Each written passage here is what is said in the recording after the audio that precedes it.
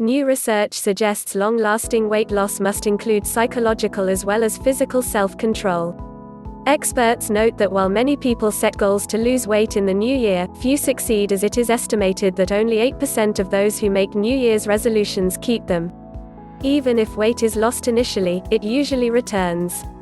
Studies show nearly 2 out of 3 people who lost 5% of their total weight will gain it back, and the more weight you lose, the less your chances of keeping it off. That's not surprising, said Diane Robinson, Ph.D., a neuropsychologist and program director of integrative medicine at Orlando Health. Most people focus almost entirely on the physical aspects of weight loss, like diet and exercise. But there is an emotional component to food that the vast majority of people simply overlook, and it can quickly sabotage their efforts. Nearly 3/4 of American men and more than 60% of women are overweight or obese. As such, weight loss efforts take a center stage for improving health and quality of life for tens of millions of Americans.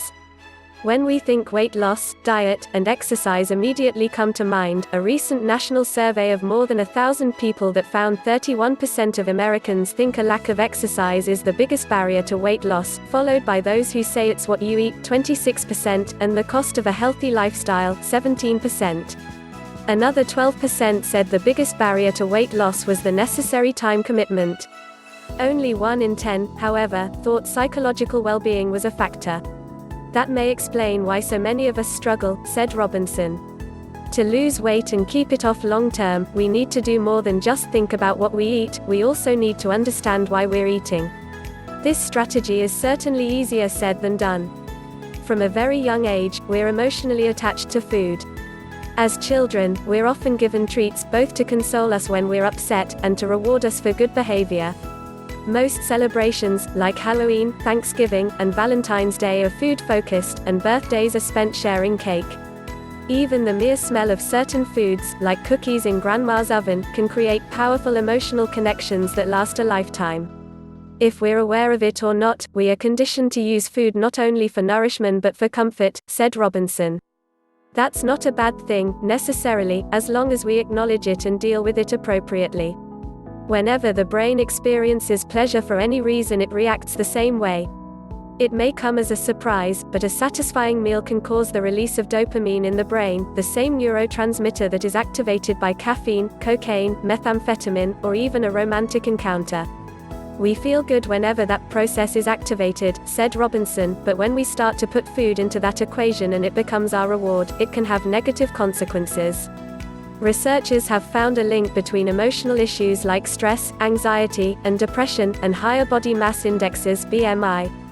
Many of us can relate to the idea of overindulging at happy hour after a bad day at the office, for example, or eating a pint of ice cream to help us deal with bad news.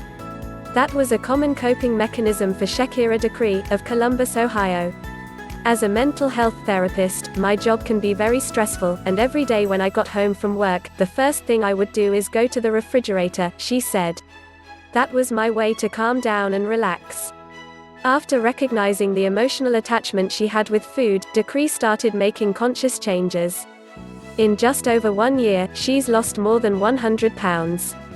I'd gone on countless diets and tried to exercise before, but this was different, she said. You have to change the way you deal with your emotions, your stress, and anxiety. Once I understood the mental aspect, I felt free. Robinson offers these tips to help recognize the emotional connection you may have to food. Keep a daily diary logging your food and your mood, and look for unhealthy patterns. Identify foods that make you feel good and write down why you eat them. Do they evoke a memory, or are you craving those foods out of stress? Before you have any snack or meal, ask yourself, am I eating this because I'm hungry? If the answer is no, look for the root of your motive. The goal is to take emotion out of eating and see food as nourishment, not as a reward or coping mechanism. If you struggle, don't be shy about finding help. When we're focused on the physical aspects of weight loss, many of us have no problem joining a gym or hiring a trainer, said Robinson. How about joining a support group or hiring a psychologist, she said. If getting your body in shape hasn't worked out yet, maybe this time starts with your mind. Please check description. Thanks for watching my video.